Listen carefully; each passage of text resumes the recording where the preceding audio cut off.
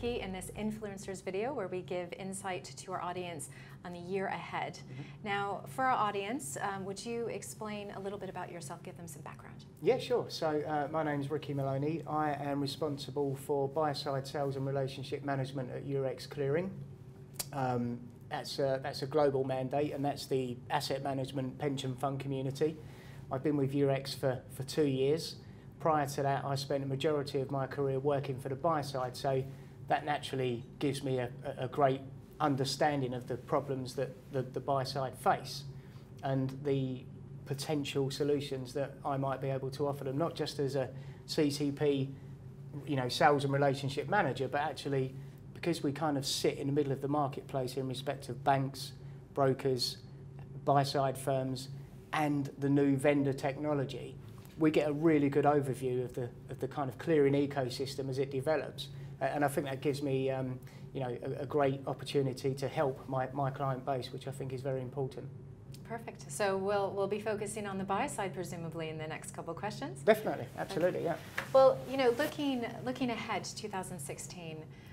What are the challenges that you see your firms or your clients facing as they prepare for the regulatory change? Yeah, I mean the biggest, I say the biggest challenge. There are many challenges for the buy side, and there are many reasons for those many challenges. But just a couple of basic examples. I mean, traditionally, the buy side doesn't necessarily exchange initial margin.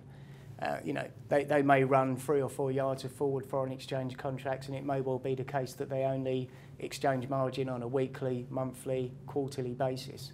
This happens.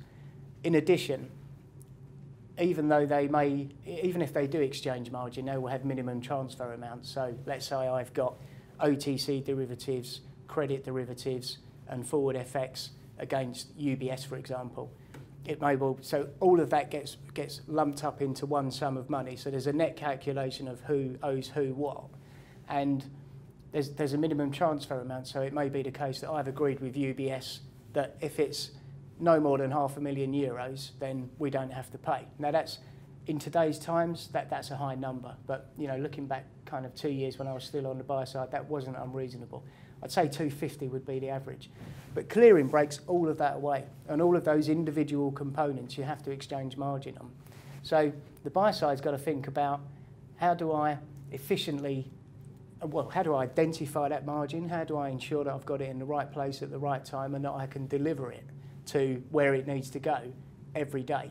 And this is a huge change. And it's so my experience from my old firm was that there would be asset managers tend to pick up asset managers as they evolve, and you'll see firms with 2 or 3 different operating systems. So one client's pool of assets is on this system, another client's pool of assets is on this system. And that leads to a real significant technological challenge. So how can I be optimal in my clearing strategy when I'm using 2 or 3 different systems?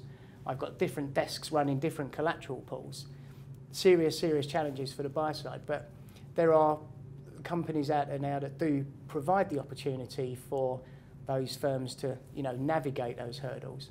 But it's very tricky. So clearing is one problem for the buy side, but actually preparing for clearing is, to my mind, the bigger problem, because once you kind of futurize the OTC derivative post-trade flow, once you make that into your listed derivative flow, it actually becomes very, very efficient, particularly if you're running individually segregated mandates, because it almost becomes click and trade and right through to the CCP.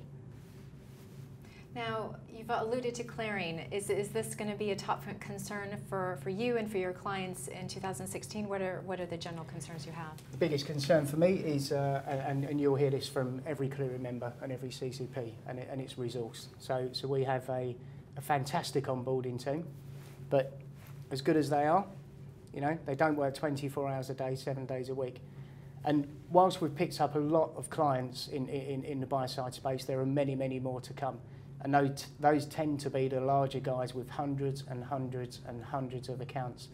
And from an onboarding resource perspective, consider as well, you're talking not just the onboarding piece, but the legal agreements. So if I'm an asset manager with 300 segregated mandates, each of those clients has to do their own documentation with me, the CCP.